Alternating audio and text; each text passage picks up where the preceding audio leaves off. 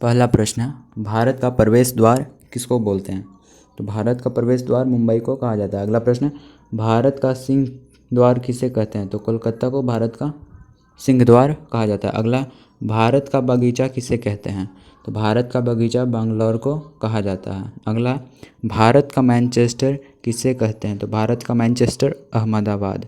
अगला, झीलों की नगरी किसे कहते हैं? तो श्रीनगर को झीलों की नगरी कहा जाता है।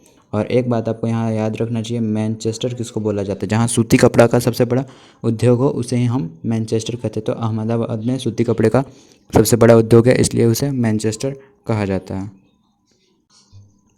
नेक्स्ट है, भारत का हृदय स्थल किसे कहा जाता है? तो भारत का हृदय स्थल मध्य प्रदेश को कहा जाता है। अगला, भारत का पेरिस किसको कहते हैं? तो भारत का पेरिस जयपुर को कहा जाता है। अगला, भारत का चीनी का कटोरा किसे कहा जाता है? तो उत्तर प्रदेश को भारत का चीनी का कटोरा कहा जाता है। अगला प्रश्न, मंदिरों की पुण्य भूमि कहा जाता है? तो तमिलनाडु को मंदिरों की पुण्य भूमि कहा जाता है। अगला प्रश्न, त्योहारों का नगर किसको कहते हैं? तो मदुरै को त्योहारों का नगर कहा जाता है। नेक्स्ट है, धान का डालिया किसे कहते हैं? तो धान का डालिया छत्तीसगढ़ को कहा जाता है, क्योंकि छत्तीसगढ़ में और उत्तर प्रदेश में सबसे अधिक भारत में धान की खेती हो जाती है, लेकिन छत्तीसगढ़ को धान की डालिया कहा जाता है। अगला प्रश्न है, फलों की डालिया किसे कहते हैं?